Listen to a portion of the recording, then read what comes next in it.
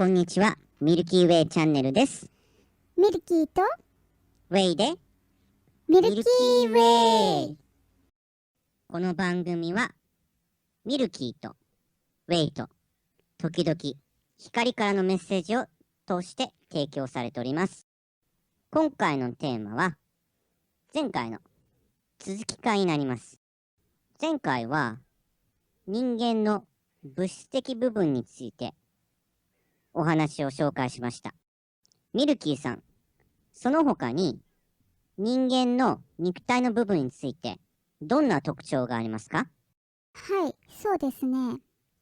例えば、肉体と魂は別々の意識があるということは皆さんも実際に自分自身をよく感じてみるとわかるかと思います。はい。肉体と魂はそれぞれに違った意志がある。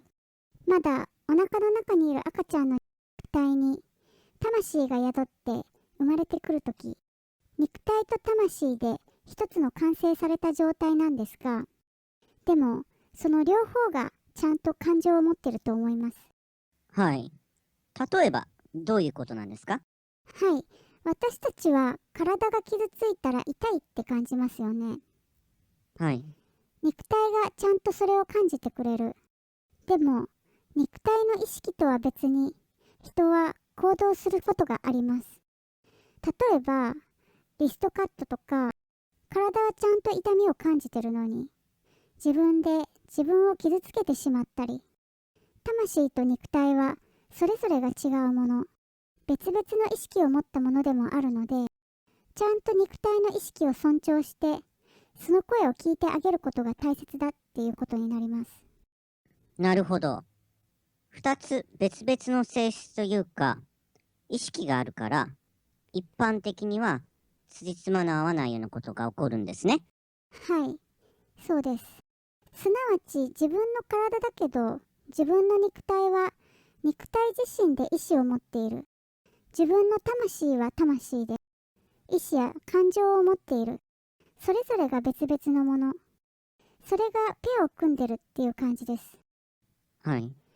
私はスピリチュアルの訓練でよく自分を感じてみるのですが、肉体はなんか精霊のような感じですね。はい。陰と陽というか、優勢と劣勢というか、人として成り立つときに陰と陽が合わさって、この場合の陰になるのは肉体の方で、陽はすなわち魂です。肉体の方が植物みたいな感じで、魂の方がもっと動物的。それでバランスをとって一つの存在として出来上がっていると思います。はい。よくスピリチュアルの世界では、陰と陽、プラスとマイナスの要素があって、ちょうどいいバランスを保っているって言われてますけど、そのようにバランスをとってるんですね。はい。あと、肉体は独立して存在することができないっていう特徴も持っています。はい。そのため、魂が肉体に入ると、本来持っている姿と違って、物事に執着しやすくなるということでしょうか。はい。これは例えば、この世が食物連鎖でできていることからもわかりますが、人間が肉体を存続させていくためには食べ物が必要です。はい。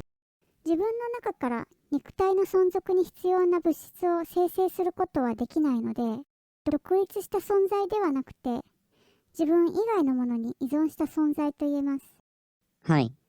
そして自分の中だけで生存のサイクルを回せないがゆえに、この世で魂が肉体の中に宿っている間は、他のものに依存や執着をしやすくなってるんじゃないでしょうか。なるほど。確かに人間は他の命に依存して生きてますよね。あと、人間の依存や執着についてですが、どんなことに依存してると思いますか？例えば暴飲暴食もそうです。かなり前から飽食の時代って言われていますが、先進国に住んでいる場合、人は1日の必要摂取カロリーをはるかに超えた食事量をとっていると思います。はい。本来成人の1日の必要なカロリー摂取量はそんなに多くはありません。男女差や年齢によっても変わってはきますが、約1200カロリーから1500カロリーぐらいでしょうか。はい。しかし多くの人がそれをはるかに超えた食事量をとっています。よく自分の肉体を感じてみるとわかると思いますが、自分の肉体はすでに満たされているという感覚と、それに対し食べたいという欲求、それぞれ別のところからその感情が来ていることがわかると思います。なるほど。興味深いですね。寂しいという言葉もあるくらいですから。実は僕は今少し口寂しいです。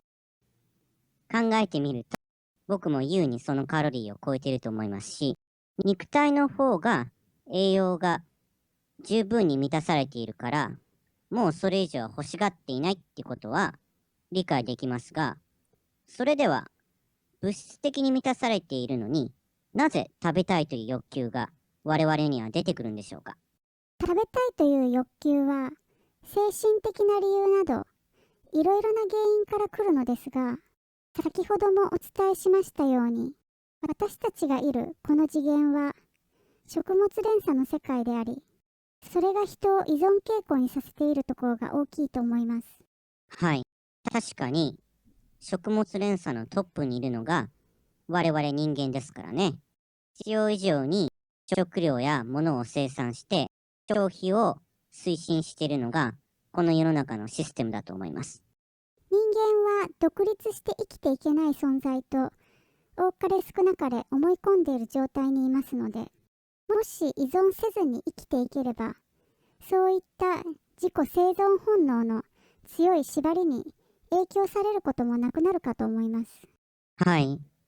確かに物が揃っている状態が安心感があるって感じがしますので、そこから離れることが大事ですね。そうですね。また、自分自身を独立した状態に持っていくことができれば、この世の中のいろいろな分野においても冷静な目線で見ることができると思います。はい。ビジネスとかでも執着から離れた冷静的な分析ができれば、すごく良い結果が得られることが多いので、ミルキーさんが指摘していることは、実生活でもとても重要だと思います。この世の中のほとんどのことはシステム化されていて、またそのシステムに違和感というか、ちょっと変なシステムということが見えてくると思います。はい、なるほど。変なシステムですか？何のことか詳しく説明してもらってもいいですか？はい。人間はこの社会の中で依存していかないと、一人では独立しては生きていけない存在って思い込まされているというか、そういうものから解き放たれた時に、あれおかしいなっていう風に、この世の中のちょっとおかしいんじゃないのって思ういろいろなところに気がついていくってことです。はい。例えば、どのようなことですか？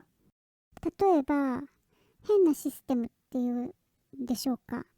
何一つ自分のものではないっていうんでしょうか。そうですね。じゃあ家を買ったとしましょう。はい。自分が一生懸命お金を貯めて、自分のお金で家を買いました。はい。だからこの家は自分のもの、自分のマイホームだって思っているわけじゃないですか。はい。でも実際のところは、あなたは家を持っているから、それに対してこんだけ税金を払ってくださいって言われ、毎年税金を払い続けないといけない。それって本当に自分のものとは言えないんじゃないでしょうか。ということです。まるでお金を払って借りているだけのようにも見えます。その通りだと思います。働いたら税金を取られて、お金を受け継いだら税金を取られて、税金を払うだけで生活は楽にならないような。もちろん、税金を払って世の中に貢献することは大切なことなんですけど、それがちゃんと使われているなら問題はないですが、まあ、個人的な意見ですけど、税金を徴収している側の方が大きな利益を得て、しかも今の社会を見てる限り有効に使われているようには思えませんからね。ほとんどの会社もそうですが、社員がちょうどすべての月々の支払いが終わったら、ほんの少しだけお金が残るようになっているように思います。